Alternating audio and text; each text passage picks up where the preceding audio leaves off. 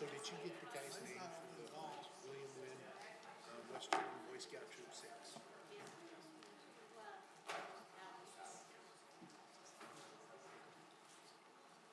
He's this little guy on the left. My right. Good evening. I'm going to call to order the council session for our city council meeting tonight.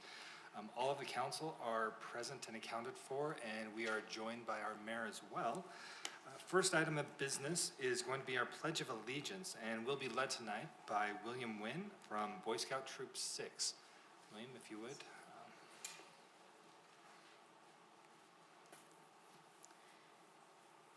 Will the audience please rise and give the proper salute?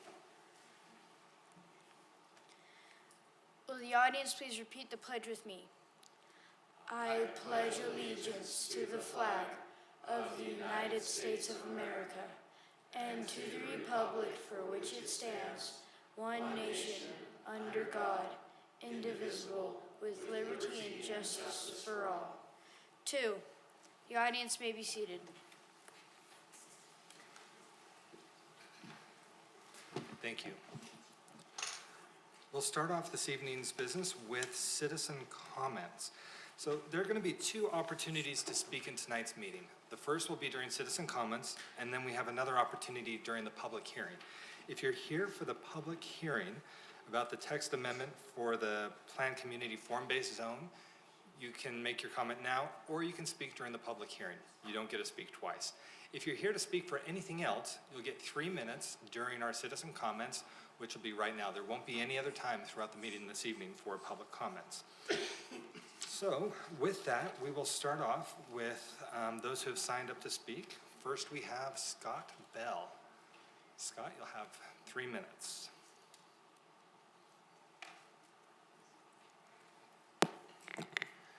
Thank you, Chairman McConaughey, and City Council members, city officials, and guests. Thank you. My name is Scott Bell. I am here tonight as a longtime resident of West Jordan. I've been here almost 25 years in the same house off of 90th South.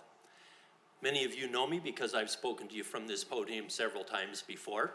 I'm here today to announce to you that I am going to run to represent my House district in the Utah House of Representatives, which is HD 47. You probably know that West Jordan is almost entirely represented by 3 separate House districts, HD 42 in the west side, HD 43, which is in kind of the northeast side, and then HD 47, which is the southeast side. So my district, HD 47, goes from about 78 south to about 94th south, which is our border with South Jordan, and then from about 77th west to around 45th west, okay, and it encompasses City Hall here. So I'm running as a Democrat, which may surprise you because I don't look like a stark raving maniac, right? And in fact, I'm not a stark raving maniac. I'm fairly progressive in some of my views, right? Women's equality, for example, public lands, clean energy. On the other hand, I'm more conservative in some of my views on the Second Amendment and fiscal policy, that kind of thing. Overall, I think I consider myself a moderate, sort of a left-leaning centrist. I think that the last thing I'd like to say here is that I'm not here for your endorsement more than anything. I'm just here to introduce myself, and I appreciate the opportunity to stand here in front of you and introduce myself. Thank you very much for your attention. It's been a pleasure addressing you. Thanks. Thank you, Mr. Bell. I don't have any other forms for anyone else who's signed up to speak. Is there anybody else who would like to address the council tonight? Jaylene Thomas, are you sure? Called out by name. All right. Well, seeing no others for citizen comments, we will move ahead with our communications. We'll start with the mayor's report. Mayor Burton.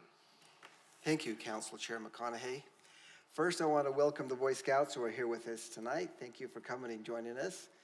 And you missed your opportunity to speak in the public comments, but you may come another time and catch up on that. So in the mayor's office, it's been quite busy these last few weeks, as you can imagine. We've still been going up to Capitol Hill and working with that. You know, tomorrow is Thursday, midnight isn't that far away, and that's when their session officially ends. But I've enjoyed going up there, and I appreciate those from the council who have come up and have helped represent the city there as well. So this week, I attended the last LPC meeting, and I was there with Zach and Tawny. Thank you for being there. And I'm happy to report that we've been present, along with other leaders, and have made an impression with the Utah League of Cities and Towns, and they are doing a lot of work even as we speak right now. Hopefully you've been getting their emails of what's been happening there today. Please pay attention to those. There's a couple of things that you can be helpful with if you want to follow up with our legislators who are probably up there right now still. Also earlier this week, I attended the EDC Utah Advisory Board meeting. I am now on their advisory board, and so I had good experience there and gotten to do that.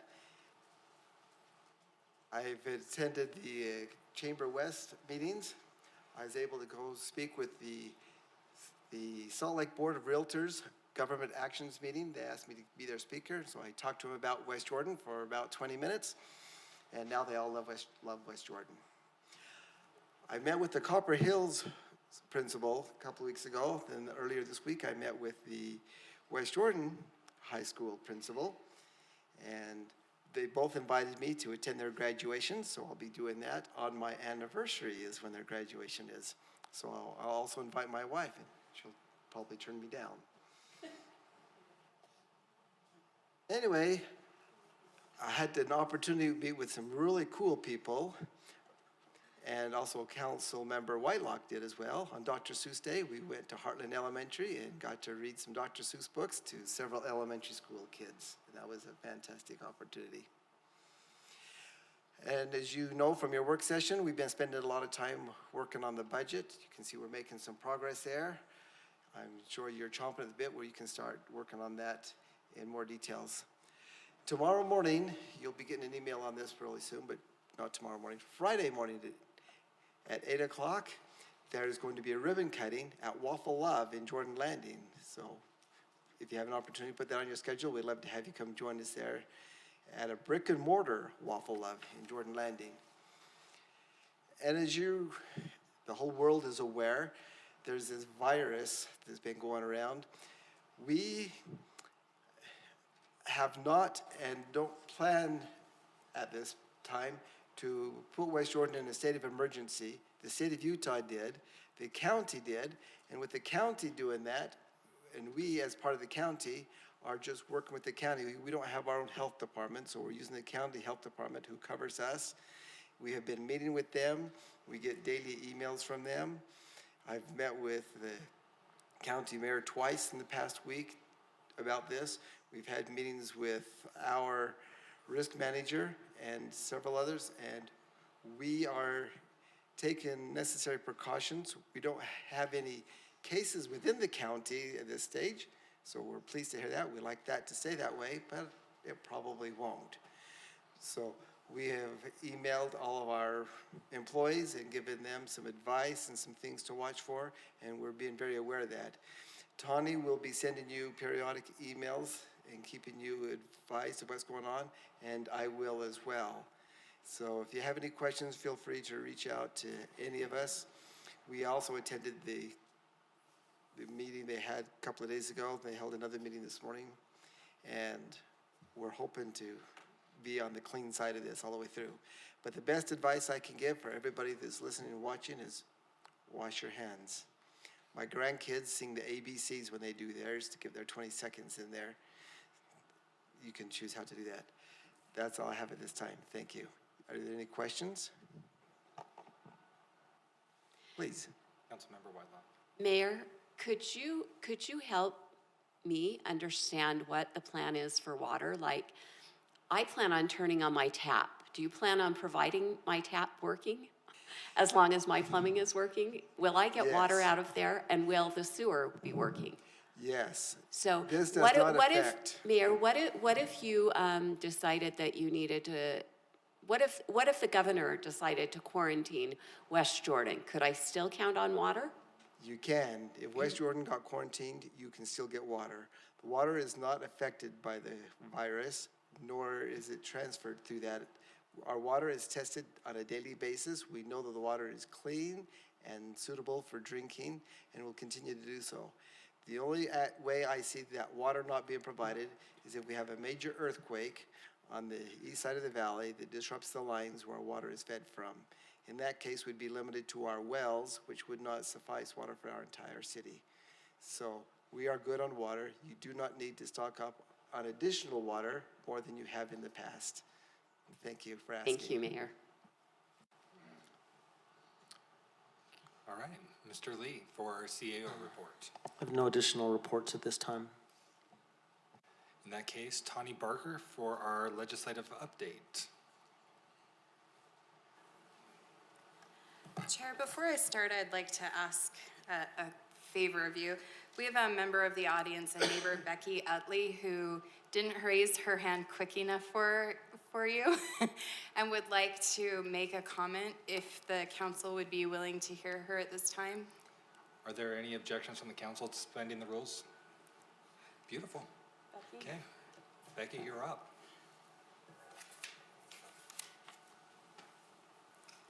Thank you. I'm not real practiced in this, and I scared myself out of it, and I was like going like this. And I hope this is the right place to bring this up, but I am a new resident of a year and a half here in West Jordan. I come from South Jordan. I was in South Jordan 24 years before coming here, and the thing that motivates my comments is how much my property tax is raised for moving to a smaller home, worth less, and smaller footage, and my tax is raised from $2,200 to $2,400 to $3,100.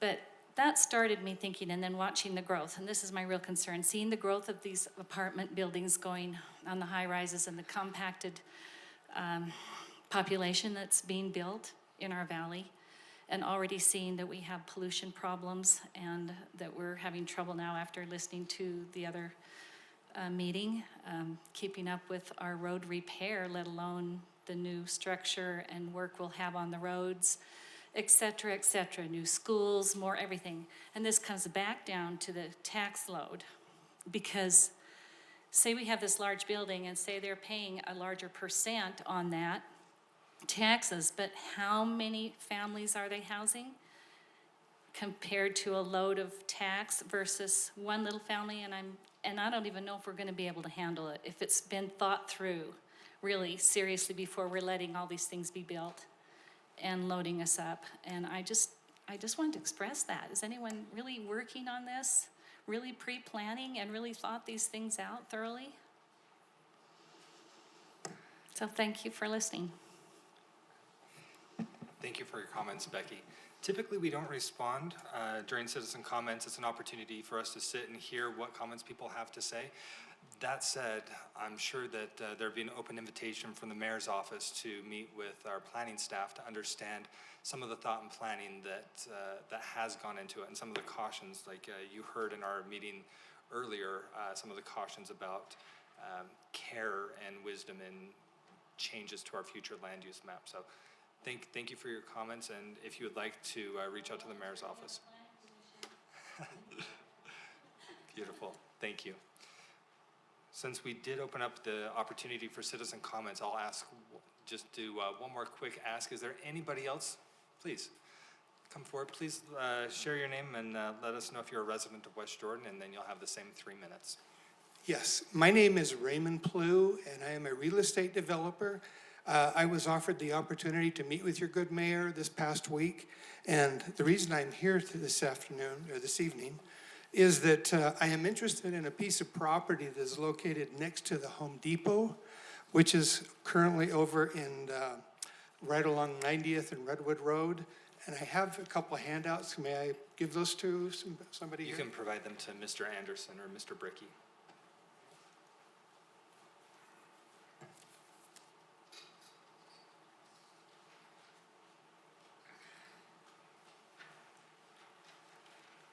So we are interested in climatized storage that could be successful at this location. I understand that is not in your general plan. However, as we look at financing and as we look at retail sales, in meeting with the landowner, retail rents have not raised in the past 5 years. And with the emergence of Amazon, and I'm sure all of you by the raise of hands has supported Amazon, and they are wreaking havoc in the retail industry, particularly in your big box. And we think that climatized storage is an answer that could significantly impact the tax base here in West Jordan, and also that it would have very little impact on your schools or policing or all those other public services that are so expensive for normal apartment communities and all of this. But we think this is a very viable alternative for the parcel adjacent to the Home Depot. There is also another parcel that would be on the other side of the old Kmart Center that is very unattractive for retail development that could also be suitable for such a use. But we hope that the council may give us some consideration and give the mayor leeway to be able to at least entertain a proposal for such a, it would require a zoning change or allow some type of a mixed use that would allow for climatized storage. And this is very different use than your traditional storage units, primarily because this would be a constant temperature. Extremely desirable. And I might add that South Salt Lake and Mill Creek now, they have 4 storage facilities on 33rd South that are extremely successful. So rather than being vacant for the next 30 years, we think this is a very viable option. And thank you very much for your time. Do you have a question for me? It doesn't look like there are any questions. Okay. Thank you, Mr. Thank Blue. you so much. I appreciate that.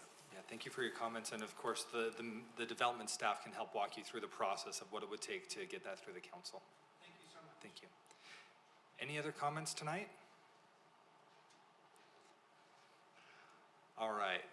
With that, thank you, Tani. I always appreciate when efforts are made to make sure the residents are put first, so thank you for doing that. Thank you, Chair. I want to start by just mentioning a few activities that are going to be taking place in the city before I launch into my legislative comments. And we'll be sending you some meeting notices about these, so I just wanted to kind of give you a heads up before you saw those pop up in your email. The first is Take a Walk in the Park Day, which will be March 30th at 7 p.m. in Ronwood Park. It's a national Take a Walk in the Park Day. And we're inviting residents to come out and take a walk with us and see our park out there and see all that it has to offer. We're going to be sharing with them some of the visioning and some of the messaging that you guys have helped us put together on the new developments that will be taking place in the park this summer. And also, if they register, they'll get a fun picnic bag that they can take out with their family and enjoy at one of our many, many city parks this summer, which open, I'm stealing Brian's thunder here a little bit, but open 2 days after our Take a Walk in the Park Day. Our Easter egg hunt is April 11th. As you guys know, that is a very popular event in the city, and we are planning on moving forward with that despite all the concerns about the virus. We do have a contingency plan, just so you guys know, if something comes up so that we can take care of families and still do something fun if we have an issue with mass gatherings. We also have on Arbor Day, which is April 24th, we're going to be doing tree planting at 9 a.m. And we've worked to pick 5 parks throughout the city, one in each of your districts. So we'll be working at Teton Estates Park, Sycamore East and West, Browns Meadows, and Jordan Meadows this year. So we'll be sending you guys information about that. Without further ado, I want to talk to you a little bit about the legislative session. I feel like for the last 3 days, every 5 minutes, I'm getting like an urgent update, and usually it flip-flops back and forth throughout the day. So it's been a little bit of an interesting week, and especially an interesting day. I'm excited to report that many of our transportation requests have been funded, or will be, we believe will be funded by the end of today. So we're excited about that, including some transportation requests that took place as a part of Senate Bill 150, which covers the TODs that the mayor has referred to and he's spoken on that bill several times, as well as some of our regional funding. We've also asked for assistance with the widening of 1300 West as well as 8600 South, and those we believe will be passed this evening. So we're really excited about the progress that we've been able to make with transportation and that we've been able to do with that area. I wanted to touch on a couple bills that we've talked about previously. We have talked about 273, which was the bill that would allow developers to come back with compensatory damages. That bill was pulled. A substitute bill, which was much friendlier to the cities, was put forth, and that bill is slowly moving forward. We believe it's going to pass either tonight or sometime tomorrow. It could be at midnight tomorrow. I'm not quite sure. I suspect that place will be taken up with a bill with a very large price tag. Two bills that we've been watching this week. I know the mayor has talked to you about the fringe gambling bill. We have been in support of the first substitution, but in the last 24 hours have been working against a second substitution. This fringe gambling bill covers the machines that sometimes get placed in places like laundromats, convenience stores, things of that nature. They've seen a real problem with it in Kearns Township, in Magna, and in parts of Taylorsville and West Valley. We haven't had a huge report of them in our city, but it's kind of a matter of time that before they come into the city if we don't take care of this. So we are working on that, and I appreciate those of you who took the opportunity to talk to Senator Maine about this bill. I know when I spoke with her earlier today, she referenced that she had talked to a couple people from West Jordan and was very grateful for your phone calls. So thank you for taking the time to do that. The bill that we've been looking at really closely today is House Bill 394, which is Homeless and Transitional Housing Program Amendments, as well as Senate Bill 244, which is Homeless Shelter and Services Sharing Amendments. We've been talking to our House members to oppose additional substitutions to Senate Bill 44 or anything that would change the local leadership to a statewide leadership. So currently, each city that has a homeless shelter or homeless services in it placed by the state or the county has a representative on the Homeless Services Board. Other representatives are appointed by the governor. A move was made to appoint a homeless czar, which would kind of take some of the ability for local entities to determine how those services would interface with their city. We would like to keep those choices local, and so we continue to work with the sponsors of those bills and those who are offering amendments to make sure they remain friendly to municipalities while still helping those in need. So we're continuing to work on that. The only other thing that we're working on is Senate Bill 115, which has to do with UDOT transportation funding, which would help us with some of the bonding that we need to use to do some work on U111. So that's the other bill that we're watching really closely for the next 2 days. Other than that, I think I've kind of reported on the major bills in the past. Are there any things you guys have questions about or that you've been watching that you'd like to have more information about? Councilmember Green. So where are we at with Senator Harper's omnibus transportation bill? Yeah. Particularly the Class C road funds Yep. and that particular issue? Yes. So that's Senate Bill 150. That's the bill that the mayor has spoken and testified on a couple times. I think either 2 or 3, Mayor, up on the Hill. People have been really grateful for his comments, particularly in light of the fact that we'd really love to add some TODs, and that's been a challenge for us based on the last. So we believe that that is going to pass, but it's probably going to be a last-minute pass tomorrow. The third substitution includes information about those Class C road funds and places the acreage at 500. Does that answer your question? I think that answers your Yes. questions, right? Yes. Other questions or anything you guys would like to pass along as we wrap things up this year? Doesn't appear to. Great. Thank you. We will come back to you next week with a full report on the session, and then we'll be working on all the bills that passed, anything that we need to follow up on as a city, and we'll make sure that you guys get a copy of that in the weeks to come as well.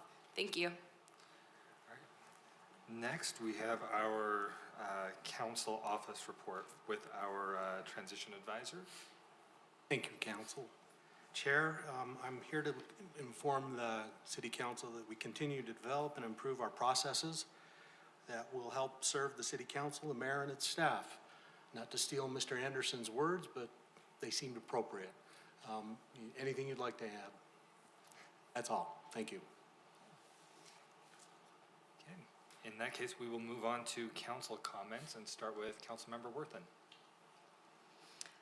I would just kind of like to address Becky's comment about what's going on kind of behind the scenes. I've lived in West Jordan since I was 10 years old. I've been volunteering probably since then. Many different capacities through parks and within events and things like that. And until I was actually in this role, I knew our staff worked hard, but boy, do I know they work hard now. I mean, they are always putting in more than 8 hours a day. They are always available. Tawny has been incredible. I'll get a text at 11 o'clock at night letting us know that something is happening. So I want to assure everybody here and everybody listening that our staff works extraordinarily hard, and they are very dedicated to our city, and we're very lucky to have them. So that's all. Councilmember Whitelock.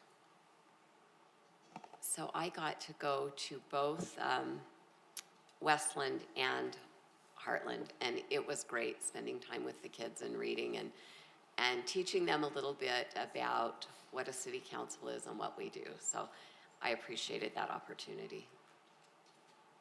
Councilmember Jacob. Thank you, sir. I just want to say what a pleasure it's been this last month and a half to be involved with the mayor and with Tawny as our LPC delegation to the League of Cities and Towns and to the legislature. It's been a pleasure to be there, to be represented, and to represent the city, and to give West Jordan a voice up there. It's been very nice to see, and I appreciate Tawny again has been tireless in her efforts. So just wanted to give that shout out and say thanks for the opportunity this year. Councilmember Green. So, it was yesterday, wasn't it, Mayor? Yesterday, I had the opportunity of going to the EOC to represent the council with the emergency briefing on the COVID-19 virus.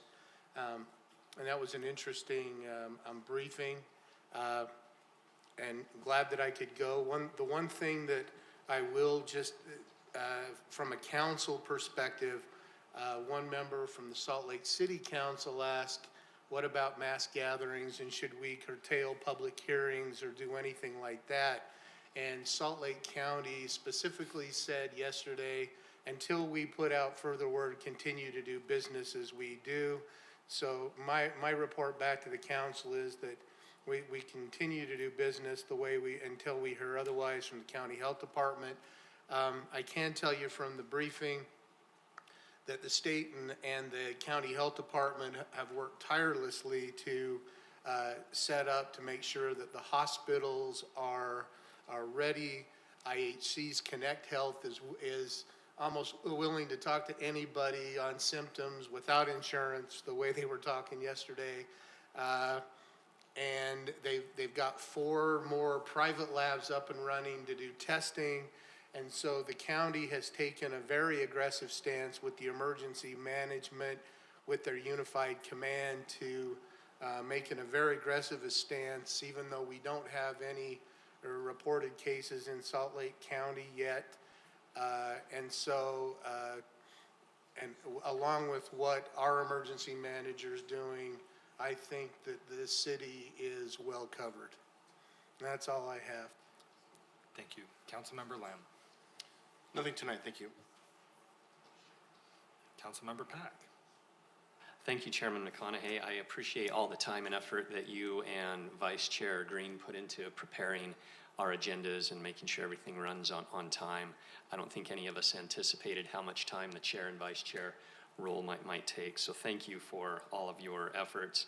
And also thank you to Mayor Burton and staff for communication efforts, since we are two different branches of government now, as was earlier mentioned. Grateful for Tawny and Denise and everyone else who is helping us understand the issues at hand. It's good to be informed, and especially as we start this new form of government, it's nice to get off on the right foot and have as much communication as possible. It was great meeting with Travis and Brian Clegg, looking at our new truck to be able to more efficiently repair sewer breakage. And thank you for mentioning Dr. Seuss Day. Every year I go into a couple of elementary schools dressed up as Dr. Seuss and read books to the kids, and that's always fun and rewarding for me. And thank you to Boy Scouts for being here. I have 3 kids who went through the system and are Eagle Scouts, so it's wonderful to see you here. Thank you. And relative to the public comments, true, we don't want anyone to feel that the public comments fall on deaf ears. We do take action on everything that is mentioned. It's referred to staff, or we internally take care of it, but we don't reply to a lot of what is said, since it's not a discussion forum. Just a couple of thoughts. I was briefly able to mention to Ms. Ellis, who talked about tax base moving from South Jordan, and thankfully Denise Steck was there, and we talked about density and how we allocate funding. As well as when I was on Planning Commission, we did address the big box storage issue and gambling machines. Commissioner Green might remember that as well, and I'm happy to share any experience I've had with that in an appropriate time. Mayor, I've also been in contact with Mr. Veazey, the principal at Copper Hills High. He and I had a meeting yesterday. He mentioned he talked to you, and if amenable to the council and to the mayor, I'd love to network, since I'm the PTA president up there, and talk about a couple of issues. There seems to be a couple of things that maybe we could coordinate more, and I could report back on that if that's all right. And I was also able to attend every night of the West Hills Middle School musical, Aladdin, that was recently put on. We have dedicated volunteers in the community, and I think we'll have a little bit more to say about that on our meeting on the 25th. And I'm looking forward to the first meeting that I'll be able to attend for the Healthy West Jordan Committee tomorrow, especially given the situation with COVID-19. And I'm grateful for the new restriping on New Bingham Highway. That's very much appreciated. You could hardly see the striping even in the daylight hours, so thanks to Public Works. And I was, with all of our talk last meeting regarding the Ron Wood expansion and skate park, I wanted to go visit firsthand, so I went out to Riverton to see their skate park and speak with skaters, people on scooters, BMX bikes. I got some good information, and I know we do have some citizens who would like to be involved in simply giving feedback, not to impose, but simply to mention, hey, not any contractor can build things like that, and to save time and money at mayor's discretion and council support. We might want to have some citizens involved when we're building facilities who might be experts in that area and have experience doing that. And I believe that that's all for this meeting. Thank you, Chair. All right, and I have no updates tonight. Therefore, we will move on to our public hearing. This is to discuss the text amendment to the PC zone, which is the Planned Community Form-Based Zone. I don't see a name next to this one. Am I to assume Scott Link, Larry Gardner? And could you hit Mr. Bricky's mic so that there's, is it still, there we go, thank you. So good evening, council.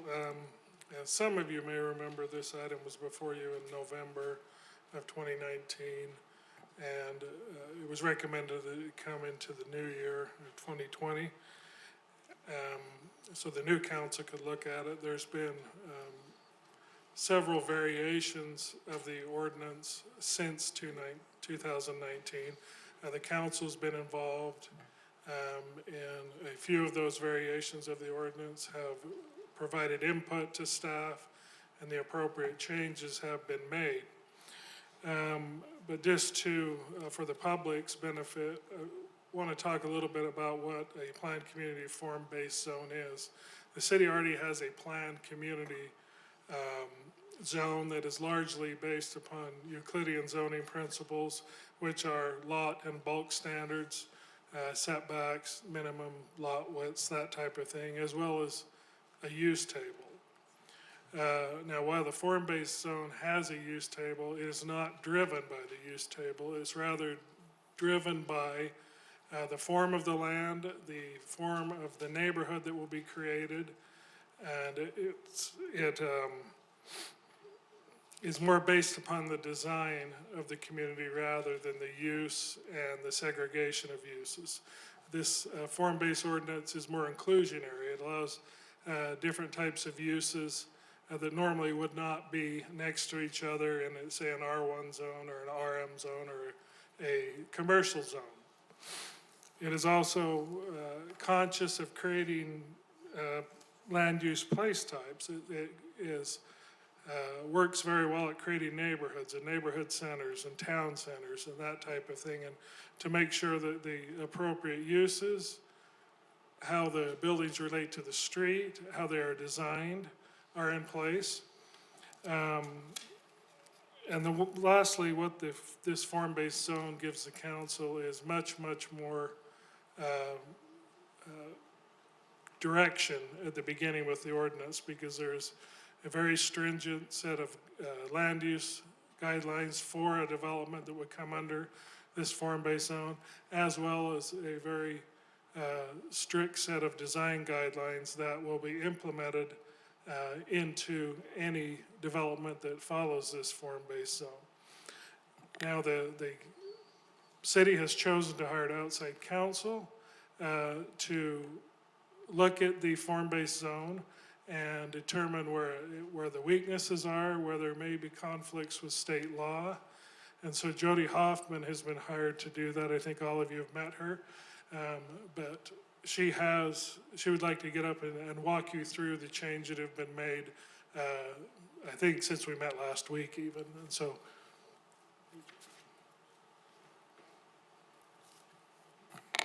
Thank you.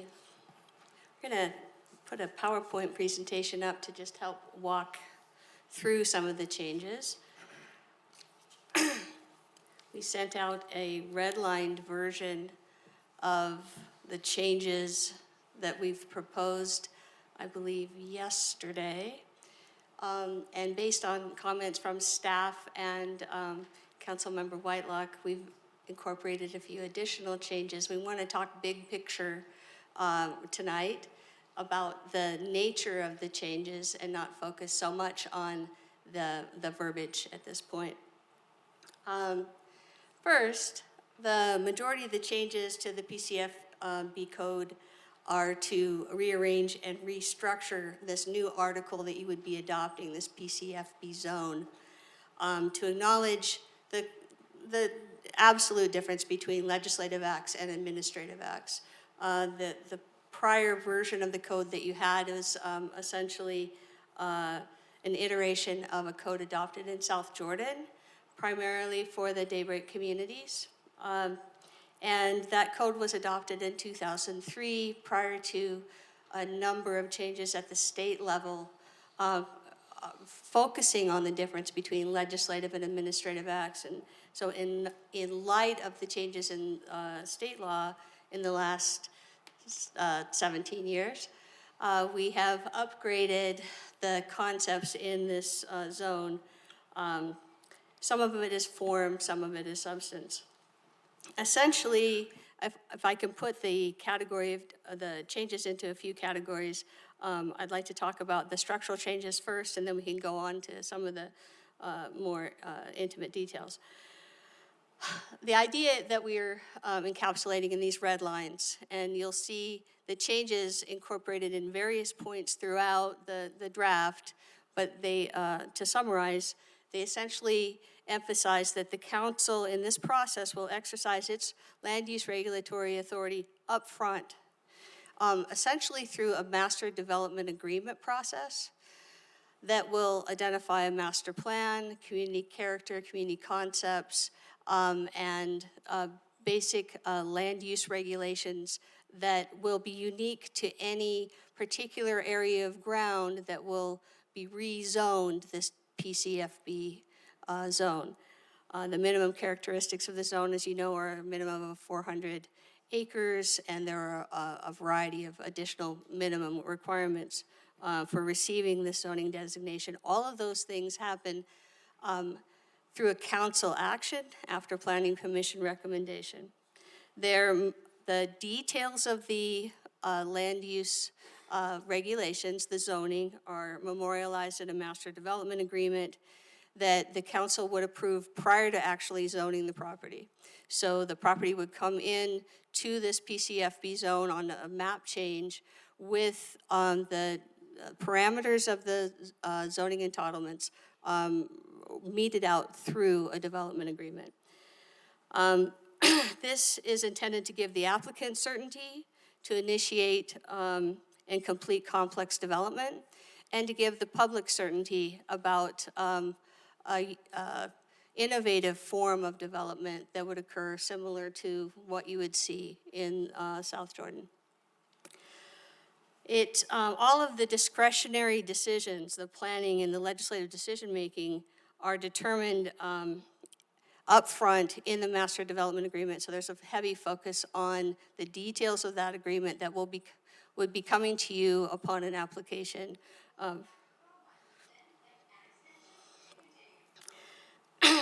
Have the next slide, please.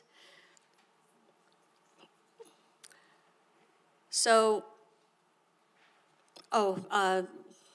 before that, the planning, once you have the master development agreement in place, you'll have a sense of the first phase of the development and the community character of the development. Subsequent phases will come to the Planning Commission through an administrative process, but it'll be limited by the parameters in the master development agreement. As a result of the changes that we've suggested, the applicant's submission will be slightly more detailed than you've seen before for the potential developments that would qualify for this zone. But it would also allow for a high degree of flexibility at the development level over time.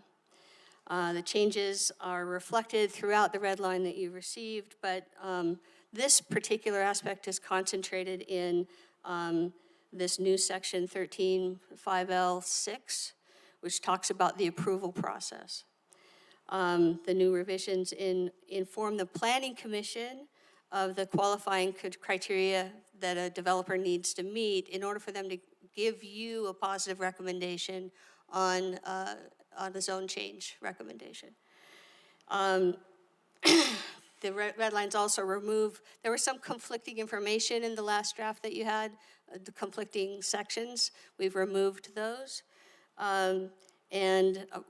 We wanted, certainly the development community wants us to emphasize that under this PCFB zone, there would be an exemption from the cap and grade requirements. The next is,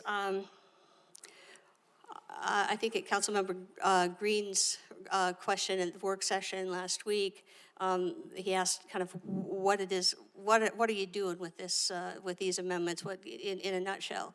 And what we've done is we've changed kind of intent language and aspirational language into regulatory language. The applicant shall do these things, and so changed a lot of mays to shalls and made them requirements as opposed to ideas.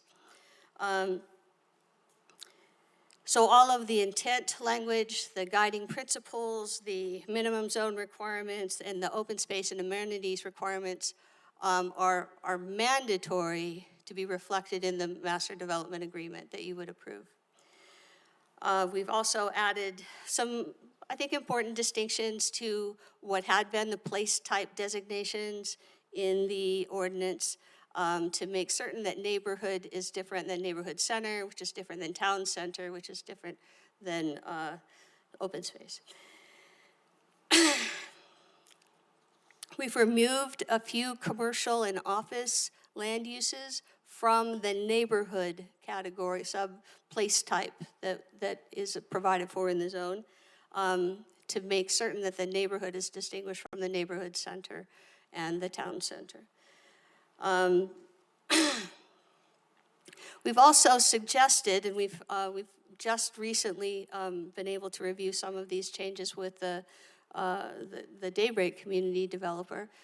We've suggested that we, in addition to putting a density limitation on each place type, like the neighborhood has a density limitation of 5 units per acre within that neighborhood. And then the neighborhood center, I believe, is 15 units per acre, or something like that. None of the place types had a limitation of, or land use cap on a commercial office, non-residential type development. That was unregulated. And what we're suggesting is that in the master development agreement, there should be some sort of cap, because density is both residential and non-residential in these neighborhoods. So that's been added. We've revised the use table to allow accessory uses and accessory structures in 4 of the residential place types. We've removed most of the commercial uses from the neighborhood zone. We added short-term rental to 3 of the 4 residential zones. Now, this is just a suggestion to the council. We would love to get council feedback as to whether or not that makes sense. The idea would be that the neighborhood place type would be quieter than the other residential place types that allow short-term rental. If you recall, I don't know if I've mentioned this before, but unless you determine where short-term rental belongs and does not belong in a particular zone, it's allowed everywhere. So by placing it in 3 of the 4 residential zones and not in the 2 commercial zones, or 1 commercial zone, you're saying that it's appropriate in certain places but not in others. That is entirely your call. All of this is your call, of course. Let's see. We've added objective criteria to the minimum zone requirements so that we have a little bit more direction to the Planning Commission as they make recommendations to you about the zone change. We emphasize that qualifying open space dedications have to be preserved in perpetuity, so that there isn't a suggestion later that that open space be developed for additional density. We updated the qualifying enhancement table. The way it was written before, there were no required qualifying enhancements for the first 200 units. That's been upgraded to require just 2, and bumped the others accordingly. And then we've also added a provision that would require the developer in these circumstances, because this is labor intensive, this entire process is labor intensive, up until the time at least they receive their zoning, that they place funds into an out-of-pocket trust account to fund the third-party consultant costs that the city incurs in processing these applications. They are different than the traditional zoning applications. I spent, I think, 2 hours with the developer this afternoon going over the changes. They've got concerns about all sorts of, there's a lot of changes that we've suggested, and we've offered to go over them with them in more detail. We might be suggesting additional revisions as we get informed by the public hearing process and as we have additional discussions with the Daybreak Development Community. Do you have any questions?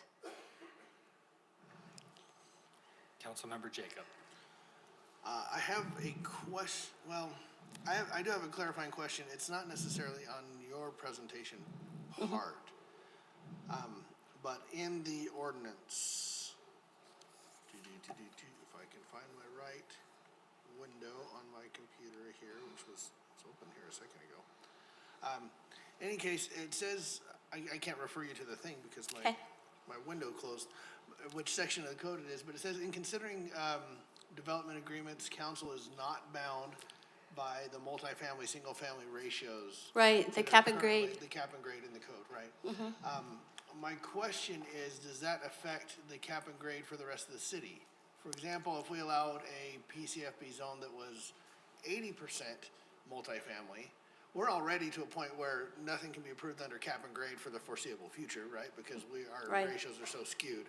This would skew those ratios further. Would that PCFB zone housing stock be counted toward the rest of the city and Yeah. other applications that are not in PCFB zones? So that's a great question, and in order for it not to be counted, it seems to me that we would need to put a provision into your current ordinance, your current cap and grade ordinance, that would either exempt this density from the cap and grade calculations or directly include it, depending on what you want to do. Right. But that's a great catch. I just wanted to know if that was considered already. Thanks. Councilmember Green. I just had a comment. I read through this thing, I think twice last night, which is scary. And I've only read through it like 6 other times, so, which is even scarier. But I like the changes. Thank you. I like there are a couple of things here that I think we missed, particularly like the in perpetuity clause on the open space. And I like the changes to go to the shalls and musts. I think that adds some clarity, so I appreciate your work on this. Thank you. Councilmember Pack. Thank you, Chair. I appreciate number 7, requiring a minimum of 2 qualifying amenities or enhancements for the first 199 units. With the experience on Planning Commission, quite often when developments occur, there are good intentions of putting in amenities or having commercial areas, but they don't keep up with the development and sale of the residential units. So anything that we can do to keep things in pace together, I'm sure that the purchasing residents would appreciate. I want to let you know that in going through that particular change with the developer, the representatives of the developer this afternoon, that was just a non-issue for them. Of course, they would comply. So it's nice to have someone that is interested in building the quality that we're interested in. Any other questions? Do you mind, just one other point. I had interjected this phasing concept into the zone, that it needs to be included in the master development agreement. When does the open space come in? At which point, and for what area of development? I threw out a number for the initial phase to be 20% of the area, so that we could have discrete bites of the development. The developer mentioned to me, in fairness, this afternoon, that may not work with their current planning, and so that number, we will get back to you about whether or not that's a good number or whether it needs to be a different number. Just saying. All right, thank you. Anything else from staff before I open up the public hearing? All right, I will open up the public hearing. If you'd like to speak on this particular item, you can have 3 minutes to do so. Is there anybody who would like to share their thoughts with the council about this? Please state your name and yeah, 3 minutes. Council, my name is Paul Emmett. I'm a resident of the city. I know that a lot of thought goes into these zonings. And I'm by no means an expert at what it means down the road and how it will influence the character of our city or those neighborhoods that fall under this zoning. And maybe I don't even understand if this is a zoning or not. But I do have a concern that I hope that you'll investigate, that you'll weigh as you make decisions of zoning in the future, and that is the price of homes. I worry that if you're too prescriptive in some of the agreements that you make, the development agreements, and maybe the mayor makes those agreements, that you eliminate the possibility for sweat equity. I look at the next generation, my own kids, and I wonder, are they going to be able to afford a home in West Jordan? I'm not sure. I'm not sure the answer to that. I wonder if it's possible, if there's been studies on planned communities and the effect on the price of homes. Maybe that could be something that is investigated before the council goes forward with a stronger planned community intent. And those are my comments. Thank you. Thank you, Mr. Redmond. Is there anybody else who'd like to address the council on this item? All right, seeing none, I will close the public hearing. And there is no motion or action requested of the council at this point, just an opportunity to hear from the public. So, from there, we will move on to our consent items. I have not received a request to have anything pulled, so I would be open to a motion. Councilmember Green. I'll move to approve consent items 6A, B, and C. Excuse me. I'll second. Motion by Councilmember Green, second by Councilmember Jacob. Any discussion to the motion? All right, seeing none, let's vote. Councilmember Green, Yes.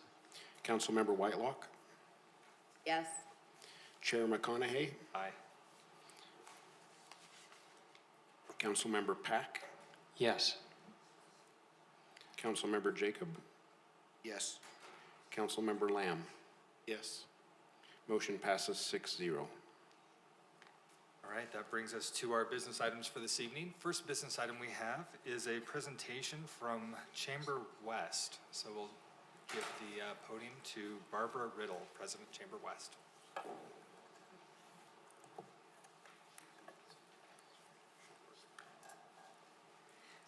The magic button.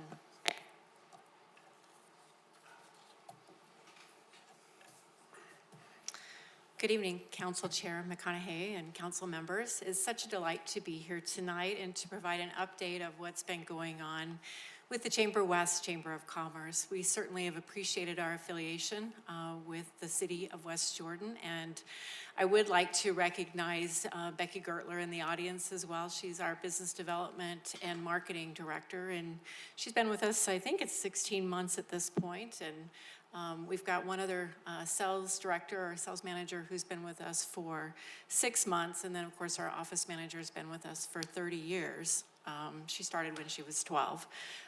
And next week I will celebrate 4 years, so it's exciting to be with Chamber West. Okay, I have 10 minutes, I think, 10 to 15, so we will get through this quickly. And you all should have this presentation in your packet and would have had it in advance. So Chamber West is known as a 3C chamber, a catalyst for business growth, a convener of leaders and influencers, and a champion for a strong community. We build business relationships, we engage in political action, we promote the community, and we represent the interests of business with our government, and we do things to strengthen our local economy. Our program overview, just to give you a feel, this is how we deliver on that promise through the Board of Directors, Board of Governors, Business Advocacy, Leadership Institute, our Legislative Affairs, Women in Business. We've got some fun programs, our gala, our fall business conference, and our annual golf tournament, and then of course our ambassadors who do our ribbon cuttings, professional development series, which is a new program. We have a job fair inaugural that will be in April. I'll talk a little bit more about that. Small business series, and then casual Friday luncheons. If you're ever interested and you need to have lunch with some friends, come join us. And then Business Connections, which is twice a month, and then we have a Washington, D.C. business trip that we plan as well to meet with our federal delegation. So our Board of Directors is our policy board. We have 19 members that serve on that. They really represent our business community, and we meet in the even months of the year. Our Board of Governors is we have 51 on the Board of Governors. They meet on the odd months of the year, and they delve into issues that are important to our community. And they determine what those issues are, and as staff, we deliver on what they would like. So this just gives you an idea of some of the topics that we've addressed over the last year, 2019. And then I also threw in January of 2020, and coming up this month, we'll be talking about the coronavirus as well. So it seems to be like on everybody's mind. Hopefully we get through this quickly. Legislative Affairs is one of our most powerful committees that we have, and we really appreciate the mayor's participation on that. Paul Coates has also been engaged, and we've also had Tani in attendance in the past as well.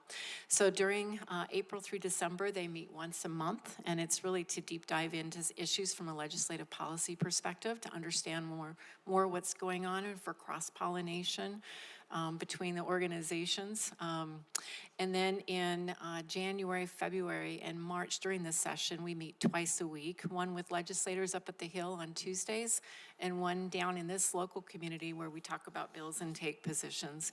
And you can see what the different topics were that we deep dived into in 2019. Legislative Affairs has 8 subcommittees, and so all of our members, not only are they a member of the overall body, but they identify 1 or 2 different subcommittees that they're interested in: air quality, business and government relations, economic development and business sustainability, education and workforce development, healthcare, housing, transportation, water conservation and development. And then because of the whole tax reform conversation that took place last year, we got very, very engaged in that and actually was able to host the town hall meeting that they had in Salt Lake County. And we were delighted to be able to participate in that process and to ensure we had a voice at that table. We have a really strong Women in Business program. They do a professional growth series, and this is, opportunity for strong women to engage, learn more about some strong topics, and we also provide lunch as part of that as well. So you can see the topics that were offered up in 2019. In 2020, we've had Women Rock Business, the 21st Century Entrepreneur. And then just this last week, actually this week, When Bad Things Happen and You Still Need to Pay the Bills. So those are great programs, and we look forward to having that continue to grow. We also have a Women's Spring Conference in April. So last year, April 9th, and this year will be on April 14th, powerful women's conference. So if you have interest in joining us, please do, and it's a great opportunity for business growth and development for the women in our world. Last year we had 170 attendees, which represented a 20% growth from the previous year. We also do a Silent Hero Breakfast in May, where we partner with 8th grade elementary schools, and the teachers have the kids write essays, and it's a pretty cool program. And this year is our inaugural Women's Golf Clinic, in looking at giving women another tool in their toolbox with being able to get out on a golf course. And then, of course, the Women in Business, always involved, interested in community service. Our Leadership Institute is a 10-month program to take current and up-and-coming leaders and to fast-track them into our leadership community. And you can see the different topics that we are offering up. And tomorrow at 7:30 a.m., I will be at our strategic planning session. Pretty strong program next month. It'll be Leadership in Action with Civic. Chair McConaughey, you presented at that last year, and we'll be filling out that agenda from here shortly. And then in May is military leadership, and in June we do a project leadership. We kick this off in September, so it runs from September through June. I know how to push the button appropriate. Small business series actually influenced by your economic development department, who really wanted us to step forward and put something together. So we're partnering with the Small Business Development Center, our economic development departments. There'll be 6 different sessions really directed towards the entrepreneur and also the small business. And then we have a job fair, inaugural job fair on April 22nd. The intent here is to do 2 a year. One will be in April, and the other one will be in September timeframe. And the September one is intended to be in the Jordan School District area. Our Chamber West Professional Development Series, you can see the titles that were offered last year. The titles this year are Medical Cannabis in Your Workplace, Your Obligations and Your Options. In August, we'll be hearing from Congressman Ben McAdams, and in October, Leadership Style Influencing Your Learning Style is the topic. Chamber programs, business connections, I talked about this briefly. This is our networking opportunity for our smaller businesses. And instead of just getting together and swapping business cards, these guys are now throwing bowling balls and axes. So if you have interest in really engaging in a fun way, join us for that. We do meet twice a month, and it's at All Star Lanes, and we meet once in West Jordan and the other time in West Valley, so we spread it out between the two. And then this year, we'll also be doing a Washington, D.C. business trip that'll be taking place in May. We do a lot of ribbon cuttings. In the West Jordan area, we had 9 over this past year, and we do have 2 coming up here soon. One is on Friday. The mayor's already mentioned that, and we have another one coming up on April 2nd, and that is the Easley Studio, and we're excited to participate in those, and we love it when we see all of you there. Calling All Troops Operation Chamber West, our annual awards gala. If you, I know many of you had an opportunity to join us for that. It was a heck of an event. We had 386 people there for the evening, and we've got some pictures up there of some pretty attractive people. But we did honor Hall of Fame award winner, Mayor Ron Bigelow, for his 16 plus years in public service. We'll look forward to what the committee comes up with theme for next year. And then other major events is our annual Golf Classic in June, and then our annual Fall Business Conference in September. So we hope you'll join us for both of those. Business advocacy, government relations is important, and these are the things that we do in that area. And I won't go into reading all of that. You can see that on your screen, but suffice it to say that we're very engaged in working with our civic leadership, both from a city perspective as well as from a county and a state perspective. West Jordan report. We currently have 41 active West Jordan members, which represents 13% of our membership. And I have to tell you, after 1 year, I'm pretty excited about that number because it's going from 0 to where we are today has been pretty amazing. And a lot of that is because of Becky's hard work. So she's done an amazing job. We've held 24 events in West Jordan, 9 ribbon cuttings and groundbreakings. We've moved the Board of Governors meeting to the Jordan Valley Medical Center here in West Jordan. In December, because we just continue to grow and we're outgrowing our space, we moved our legislative affairs meeting to the hospital here as well. We have monthly meetings and joint business visits with our economic development staff. Our city leaders are actively engaged in our board of directors, our board of governors, legislative affairs, and have been attending a lot of our major events. We have our monthly business connections, as I mentioned, at All Star Bowling and Entertainment. And we hosted and live streamed a Meet the Candidate night back in October, and we got to see a lot of you there at that event. The other, in continuation, 2 water rate meetings with businesses based on their request from the council. A water conservation meeting is planned in March with our businesses in the Jordan Valley Water Conservancy District. We worked with Lucky Grocery Store in West Jordan and the Jordan School Foundation to provide Thanksgiving and Christmas meals to families in West Jordan. Our staff has supported the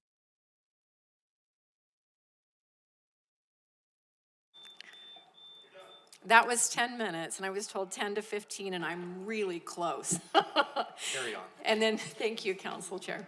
We work to foster a positive relationship with our interested citizens in the community, actively engaged in community social media pages, and sponsored the Pumpkin Palooza.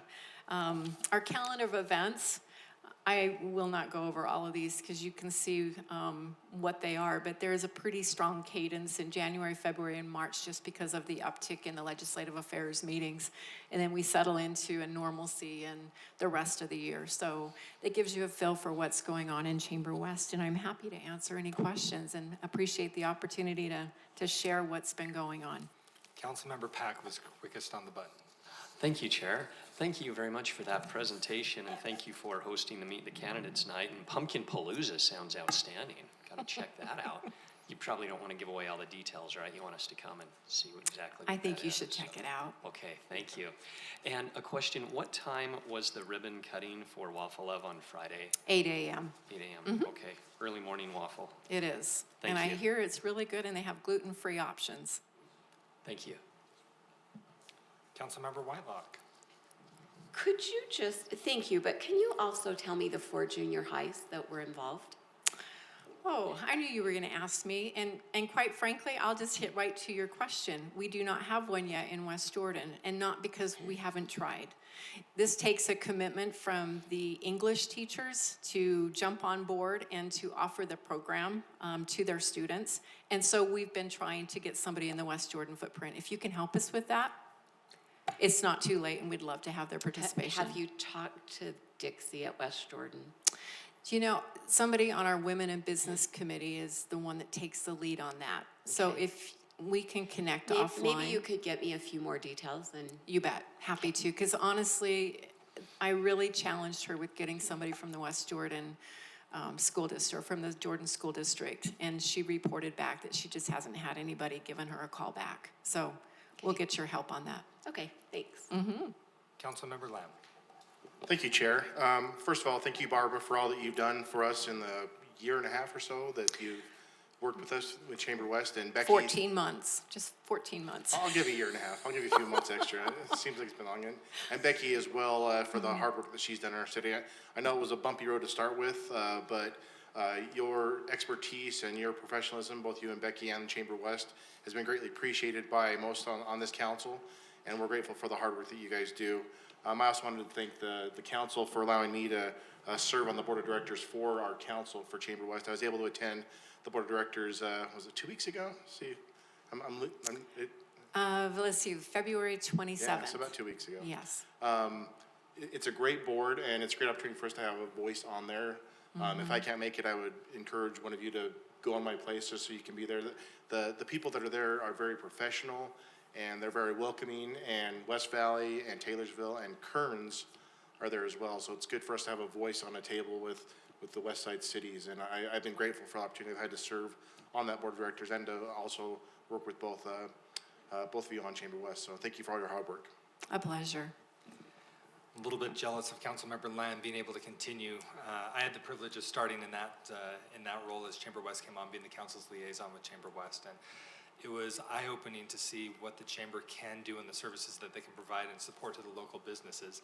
And I'm also very appreciative of all the work and effort that so many people, Barbara is often the face of the organization, but there are so many good people in addition to her putting in time and effort.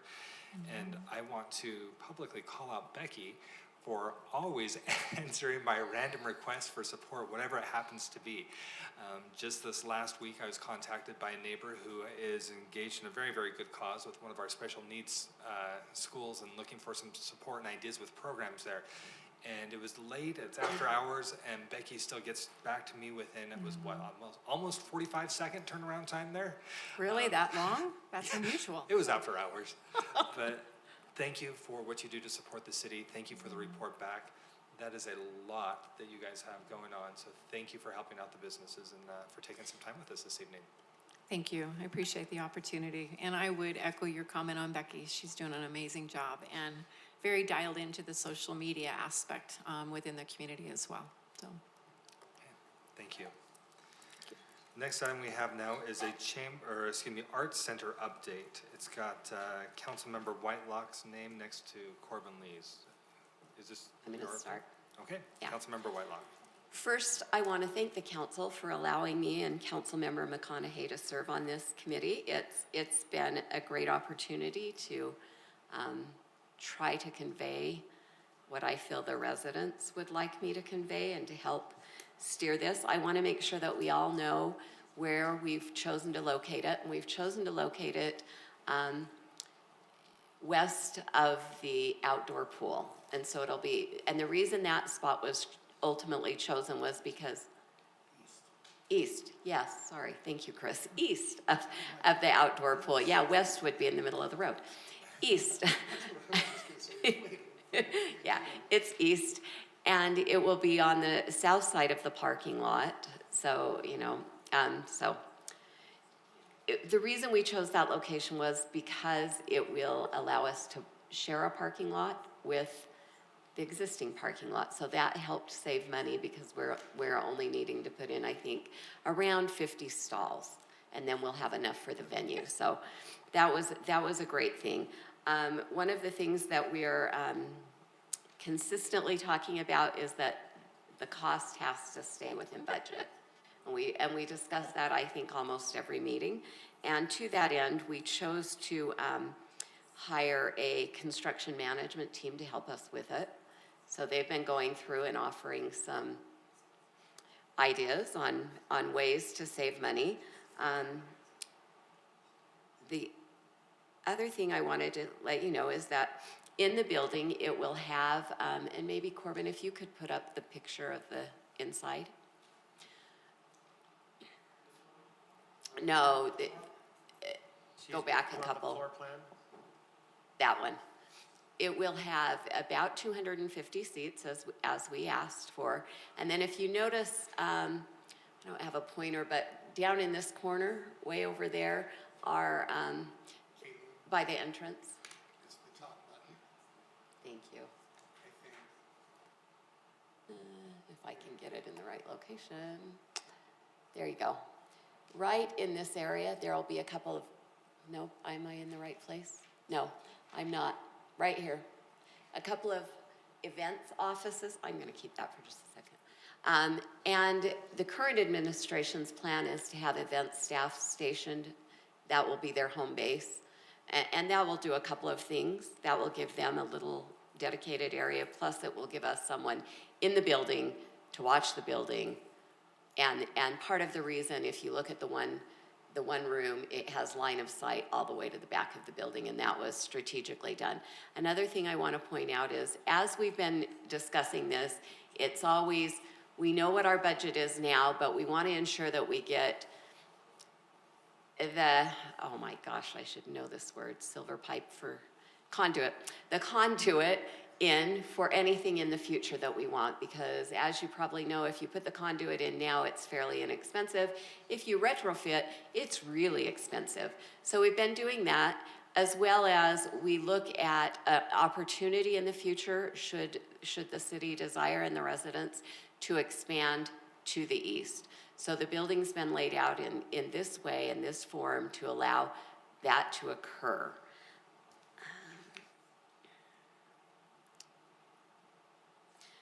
And Corbin, what would you like to add? Thank you, Councilwoman Whitelock. Let me show you some more pictures of the site and the building.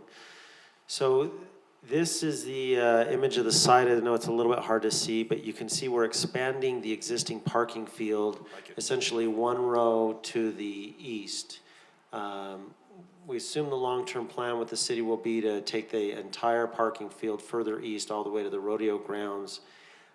This was a really good use of a site. It saves us an awful lot of money siting it here, reduces the parking that we're adding, and we feel like fits in well with what the additional parking needs will be for the rodeo grounds. You can see a little bit of the access to the back of the building for the load-in and for the artists. This is an image of the front elevation for the building. It's going to be a beautiful building, but we're trying to keep it modest in the cost. So you can see there's storefront glass, some wood paneling, home CMU, exposed CMU block. We'll have a large overhanging front to create a sense of place and entrance. The entrance to the building will align with the parking field.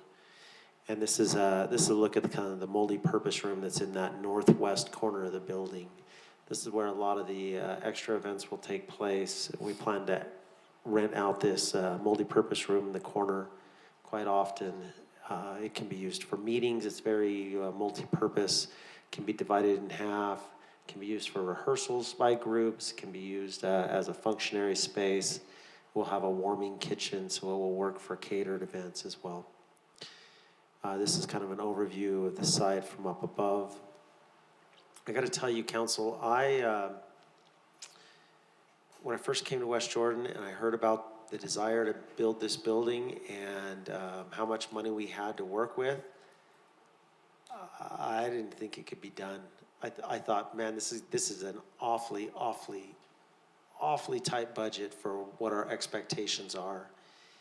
And I know Salt Lake County came off a project recently where they spent $4.5 million on a project which essentially just added a classroom and a bathroom to Wheeler Farm. And I thought 6 million construction, 8 million total budget, and we want to put in a performing arts space and 250 seats and a raked floor. I don't know how we're going to be able to pull all this off.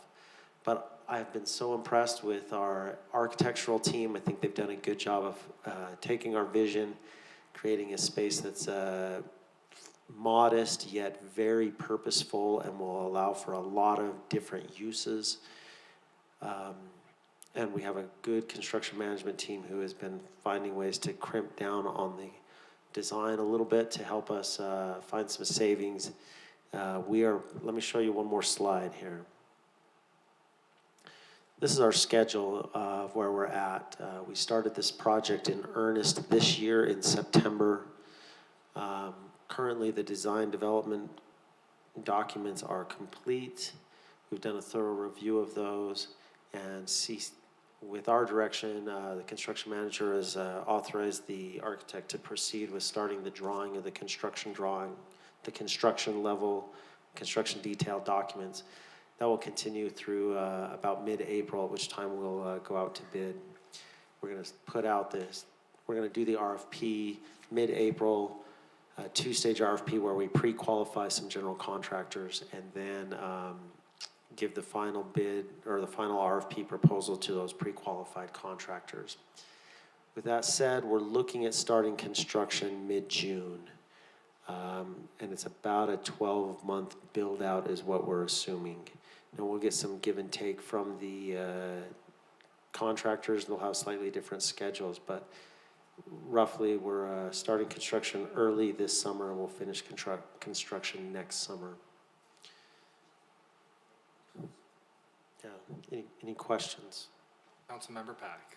Oh, thank you. Could we please go back 3 slides? I bounced all around. Tell me what you're looking for, because I don't know. A bigger one of the bottom portion. Yes, that one right there. Thank you. I sure appreciate all the work that's gone into it. And so I just wanted to clarify for my own understanding. So the parking will be shared with the adjacent facilities. Would there ever be a time where we'd have a big swim meet going on, state swim meet, and or something, and a concert? Would it be enough parking to accommodate events that are going on concurrently? We're confident it will. Our planning staff has a formula for shared parking, and this met that criteria easily. Frankly, we have a lot of parking in this area between the senior center, the rec center, the swimming pool, and now this facility that we're adding parking to. And each facility has peaks and valleys and when they need parking. And as we thought about and looked at when the peaks are for the parking demands for the different facilities, we're not seeing a lot of overlapping peaks. And so I'm confident we'll have plenty of parking there. Okay, thank you. I love the fenestration out front. That's wonderful. Just one more question on the bathroom facilities. I serve on a theater board that has basically the same amount of seating, and just wondering if it's enough. I mean, even with the beautiful facility that Eccles built downtown on Main Street, they didn't get the bathrooms right. Even the guys are waiting. Hale Center Sandy got it right. but I'm just curious if that's going to be adequate enough for 250. Councilman Pack, you're correct. Theaters are hard to provide bathrooms for because you fill the facility to capacity and then you have a short intermission and tell everyone to go to the bathroom at the same time. And so that is a challenge. We do have a men's restroom. We oversized. We put in extra stalls in the women's restroom beyond what's required by code, and we did add a family restroom as well. Councilmember Lamb. Thank you, Chair. Corbin, real quick, so are we still at the budget around 8 with the money from the county, or is it a little bit more than that? Correct. I just met with the county this week. We have and confirmed our $2 million grant from the county and trued that up and made sure we're still on track for that. I gave them an update of where we stand on this project. They're very pleased with the progress we are making. So we have $6 million of West Jordan funds, $2 million of grant funds from the county. That's where our $8 million budget total comes from. Now, we've still got work to do. This is a very, very tight budget. I'm think we confident we budgeted- can get there. We budgeted like half this year and half next year, correct, with the way the city Correct, budgets of were the set city up? money. Mhm. Correct. But essentially, we're using some of the one-time funds that were made available previous, but that is how we budget it, yes. Then my second thing, and I don't think we need to discuss it too much here on the dais tonight, is storage was one of the big questions that the Arts Committee had. I don't see a lot of storage on this, nor, am I asking for more, but I know that that's one thing I'd like the council and the mayor to kind of think about that's going to come up in 2021. Where do we put our stuff? And so between now and that time, I think all of us should get together and decide how that's going to happen, how that's going to work. I mean, obviously, it's a city facility, and the Arts Committee is no longer part of the city. They're kind of a separate entity, even though they are with the West Jordan Arts Committee. So I think it'd be good for us to sit down as a city, mayor, council, talk about that, maybe not all of us, but some of us, and then also meet with the Arts Committee as well, so that they don't have any expectations once it starts. Go ahead. We've already met with them, and overall, it went really well. There was one member that was a little more worried about the storage, but her counterpart or her partner said, no, we're happy. So I do believe they feel like they'll be able to continue to use whatever that building, whatever you want to call it, that's already out. Yeah, in my opinion, they believe they'll still be allowed to use that. We did talk about that, and there is, in the corner, there is an area that an additional part, if for some reason we have funds come in, and of course, we're welcome to, we'd welcome funds if people want to help contribute, There are people, the Sorensens is a family that is strong into the arts, so if anyone wants to provide extra money, there are some also bid alternatives that are going to go out with this project. But that meeting has already occurred, and overall, my feeling is they understand the storage part. That was made clear during that meeting. The one thing that I think went kind of that they are like, it's like, they're learning that they have to pay to use it, right? And so do you really want to practice in this facility that will cost more? Because we need to rent it out in order to make it not cost the city too much, right? So that, I think we're gonna still need to work with them on them understanding that totally in all of the different groups, but the meeting was had and it went well. Councilmember Pack. Well, thank you. Just following up, that was basically what I was going to say. To take it just a little bit further, it seems like all frustration comes from unmet expectations, and we might want to ensure that we know who's in charge of what. City council, mayor, arts council, how is this all working together? Whose building is it? And if there's any need, I've been blessed to be able to network with the Sorensen Legacy Foundation on filling out a few applications, anything that I can do to help. And just to double check for my understanding, so the budget, since it's going to be billed out from mid-year this year through 2021, that's taken into account the projected rise of cost of labor and materials within that $8 million budget. It's not today's projected dollars, it's next year's projected cost to build. Is that correct?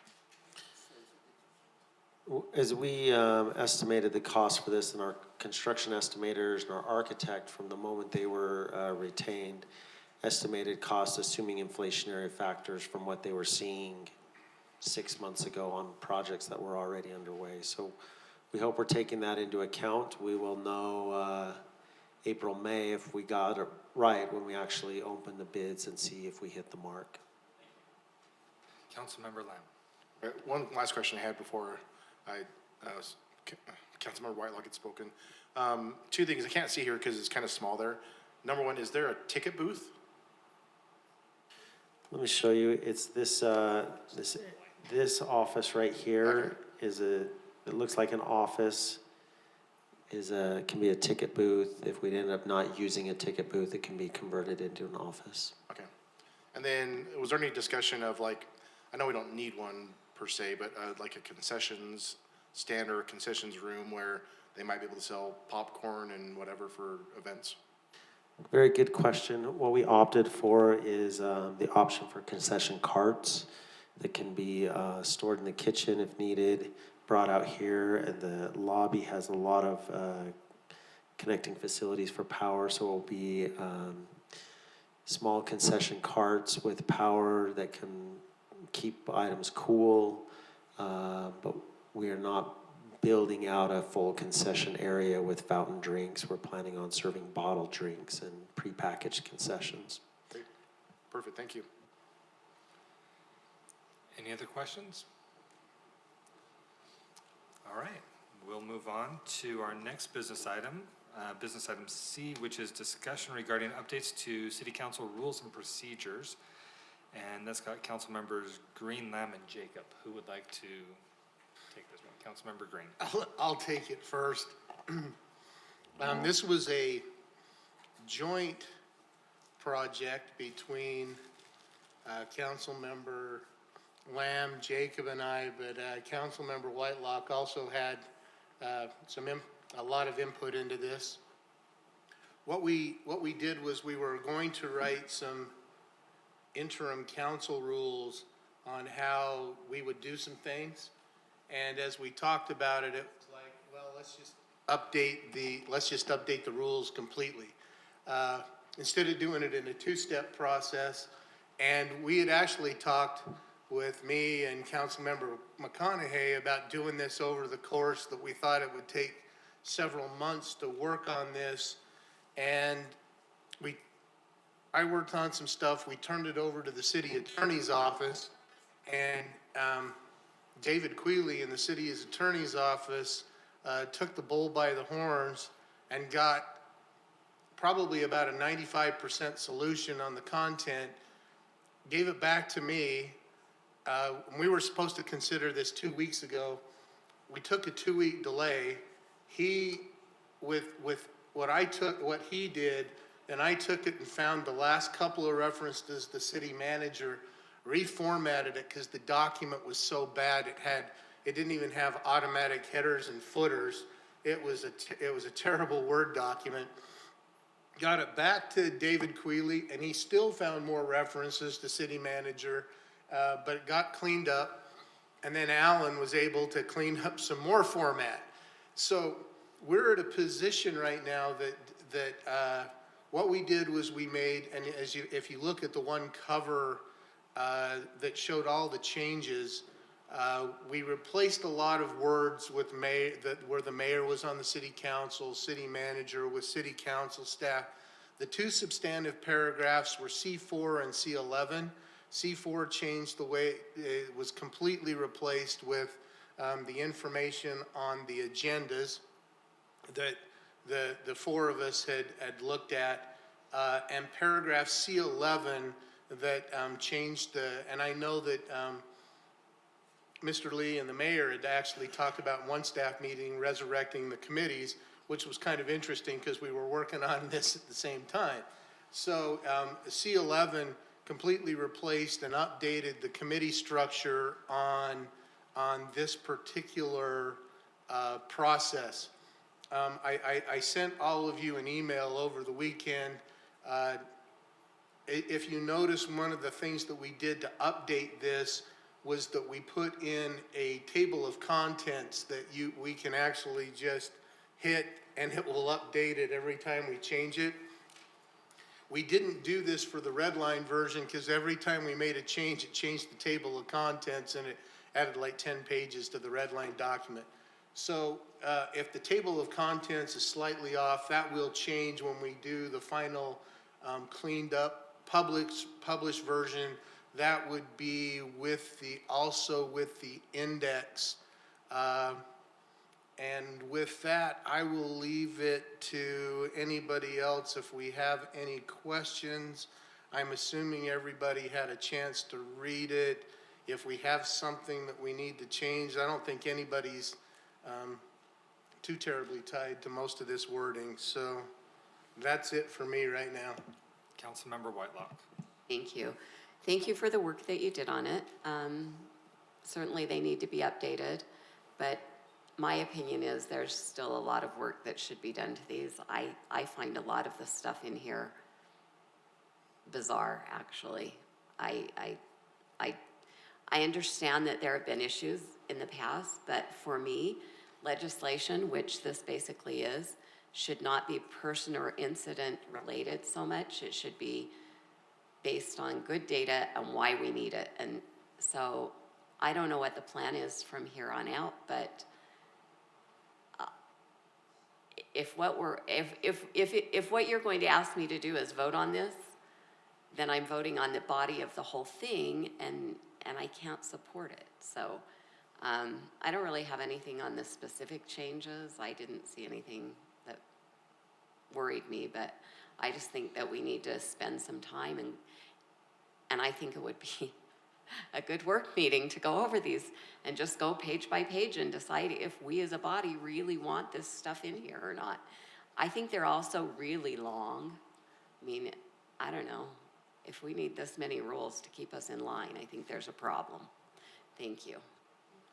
Councilmember Green. Well, and I don't, what we did was we took the, as I said before, we took the old rules and there were, in paragraph A, there was actually quite a bit that was taken out. In paragraph D, there was a lot taken out because it included so much. So yes, and I do agree with you.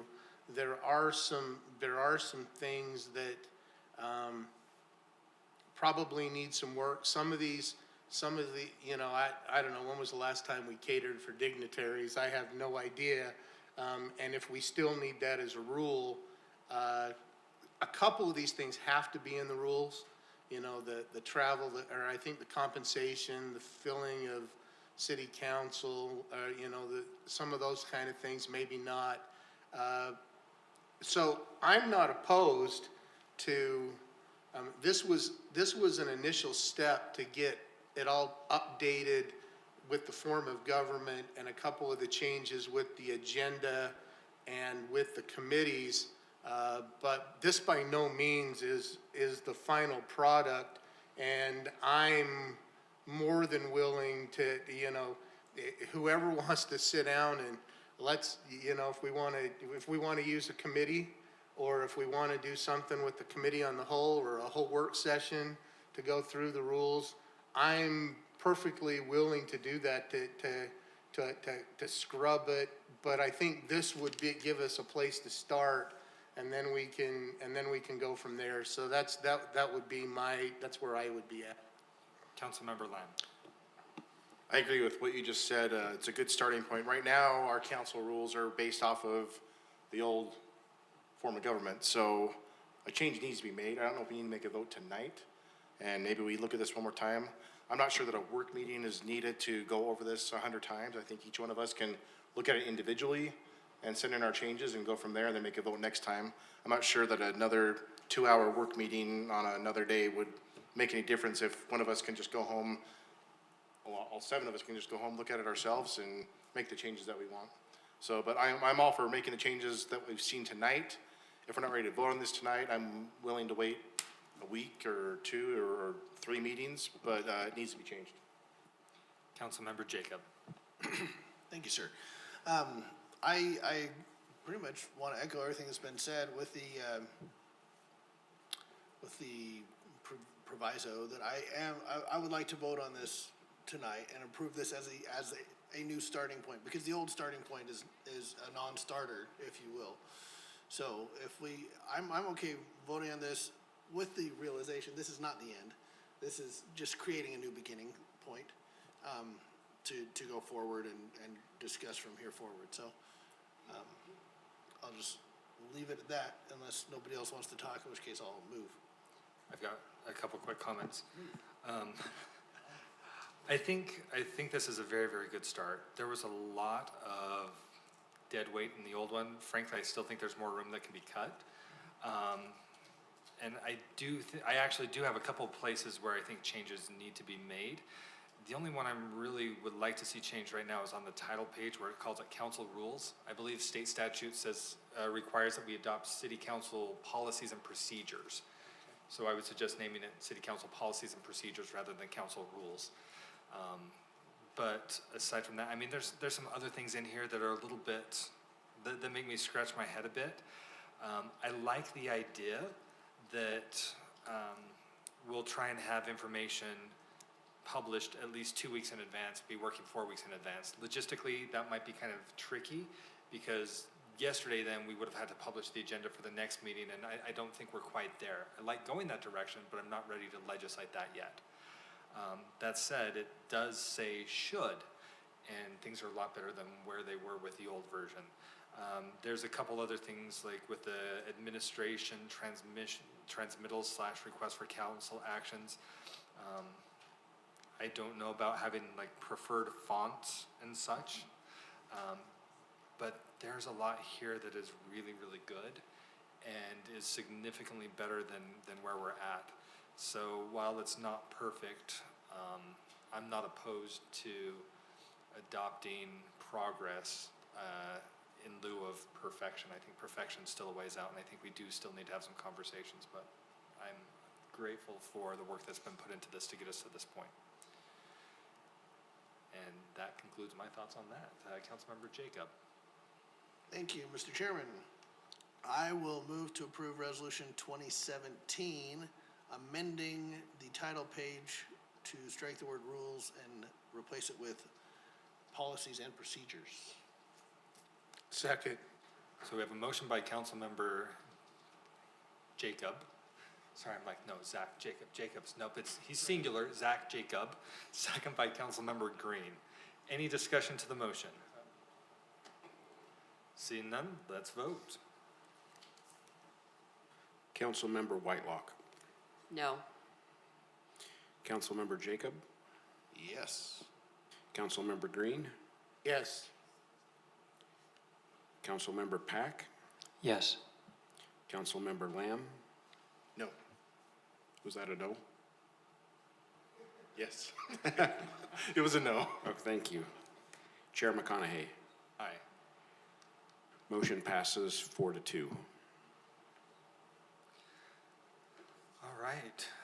Seeing no other business items, I'll turn to the council for remarks. Councilmember Jacob. I have one remarkable thing. First of all, I do want to just say on that last item, please start suggesting changes as you read this. If you have specific changes, feel free to email whoever or the whole council and just say, these are the things I think should be changed. We won't deliberate about it, but that way there's a clearinghouse and we all have it. But the remark I wanted to make, and I wanted to kind of get the council's 2 cents on this, I've been approached by several candidates who want to meet with the council and kind of get our ideas. These are candidates for legislature specifically, asking if they can have some FaceTime with the council as a whole, just to kind of get a feel for what West Jordan wants from the state as they, craft their campaigns or whatever. I don't know if that's something council wants to do or doesn't want to do. I was thinking we could give, 10 minutes per interested candidate in a work session to just come in and listen to us for 10 minutes, or they can approach each of us individually and we can all spend our own time on that. Just thoughts. If anyone has thoughts, I'll just float that out there like that. Councilmember Pack, did you have a response to Councilmember Jacob or something separate? Something. Okay. Any thoughts on Councilmember Jacob's suggestion? Councilmember Lamb. I'd be okay if they wanted to talk in one of our work meetings before council for 10 minutes. I don't know that, I think meeting individually with each one of us is better than meeting as a whole, so that they can talk to us, but I don't want to turn it into a 20-minute, hi, I'm so-and-so, and then us take another 20 minutes to ask them questions that we can do on our own. Yeah, and my thought, I'm a little bit leery of this. primarily because so often those meetings just turn into a photo op, and I don't necessarily want to turn part of the council meeting into campaign literature. So that would be one of my concerns. I'm sure that could be addressed. But I wonder if we should ask council advisor thoughts on this one, or if this is something. My only observation would be you're a nonpartisan body, and these people will be running for partisan office.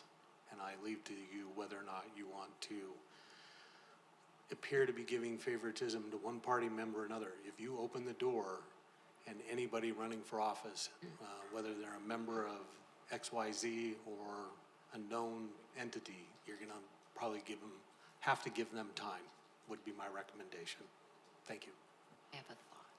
Councilmember Whitelock. So my thought is, if what they want from us is to know what we as a council would like, maybe instead of giving them 10 minutes at all of our meetings, maybe we take 10 minutes and let our staff know these are the things we want them to know about, and then we can just offer that to anyone.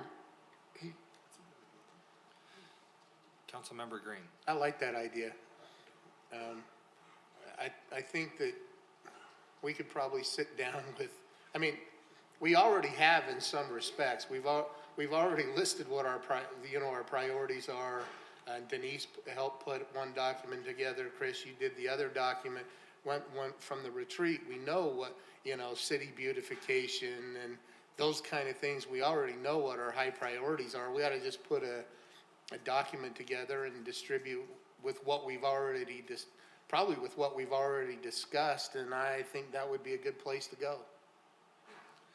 Councilmember Pat. Thank you, Chair. I appreciate that brainstorm idea, Councilmember Whitelock, because our message would probably be the same to every candidate. Well, these are the priorities for the city. So I agree, and we already have that working document of hierarchical priorities that we're pursuing this year.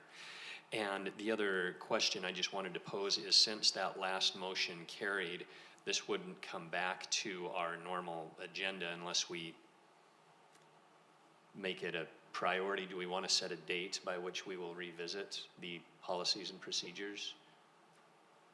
Councilmember Green and I can look at slots on the in agenda availability.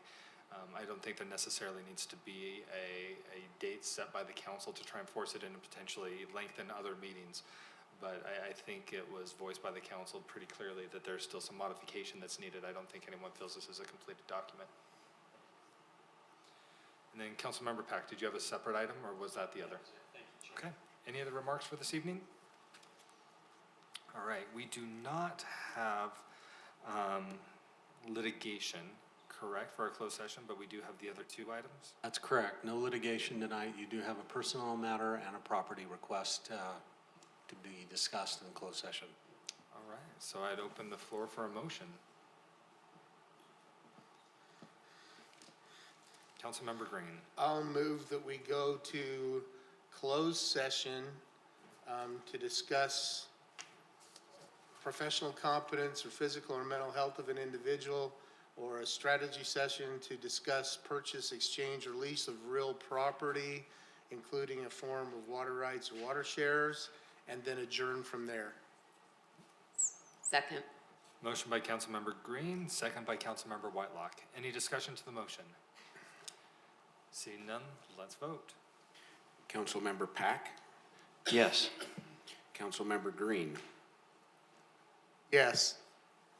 Councilmember Jacob, Yes. Councilmember Lamb, Yes. Chair McConaughey, Aye. Councilmember Whitelock. Yes.